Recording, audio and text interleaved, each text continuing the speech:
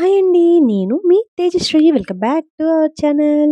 ఈరోజు నేను మీకు చాలా హెల్తీగా ఉండే, ఇంకా చాలా ఈజీగా చేసుకునే గుమ్మడికాయ సూప్ రెసిపీ అయితే చూయించబోతున్నానండి. ఇది డైట్‌లో ఉన్న వాళ్ళకైనా, పిల్లలకైనా, పెద్దరికైనా అందరికీ ఇది పర్ఫెక్ట్ సూప్ అండి. నేనైతే ఒక పావు చెక్క గుమ్మడికాయని తీసుకుంటున్నాను. ఇప్పుడు ఇందులో ఉన్న ఇత్తులన్నిటిని శుభ్రంగా తీసుకొని, బాగా నీట్‌గా ఒకసారి వాష్ చేసి, స్కిన్ అంతా తీసి ఇలా చిన్న చిన్న ముక్కలుగా చేసి పక్కన పెట్టుకున్నాను. ఇప్పుడు కుక్కర్‌లోకి కొద్దిగా ఆయిల్ వేసుకొని, ఒక 3, 4 వెల్లుల్లి రెబ్బలు, ఇంకా ఒకటి మీడియం సైజ్ ఉల్లిగడ్డను సన్నగా కట్ చేసి వేసుకొని, ఒకసారి కలుపుకున్నాక, వెంటనే గుమ్మడికాయ ముక్కలను గూడా వేసుకొని ఒకసారి కలుపుకున్నాను.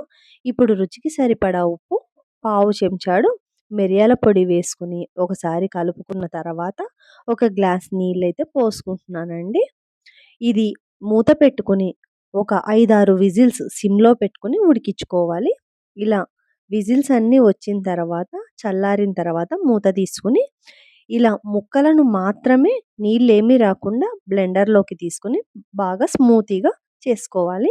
మనం ముక్కలకి నీళ్ళైతే తీసి పక్కన పెట్టుకుంటాం గదా! ఇప్పుడు ఆ వాటర్‌ని మళ్ళీ కుక్కర్‌లో వేసుకొని, దాంట్లోనే ఈ ప్యూరిన్ గూడా వేసుకొని బాగా బాయిల్ చేసుకోవాలి. ఇప్పుడు ఇందులోనే ఒక పావు చెంచాడు జీలకర్ర పొడిని వేసుకొని బాగా కలుపుకున్నామంటే మన సూప్ అయితే రెడీ అయిపోతుంది. ఇలా తెరులుతున్నప్పుడు మనకి కొంచెం క్రీమీ టెక్స్చర్ వస్తుంది. అప్పుడు మన సూప్ రెడీ అయిపోయినట్టే అండి. ఇప్పుడు దీన్ని వేడి వేడిగా సర్వింగ్ బౌల్‌లోకి తీసుకున్నామంటే మన సూపర్ హెల్తీ గుమ్మడికాయ సూప్ అయితే రెడీ అయిపోయిందండి. గుమ్మడికాయలో ఫైబర్ ఎక్కువగా ఉండటం వల్ల మన జీర్ణ సమస్యలన్నీ తగ్గుతాయండి. Thank you for watching.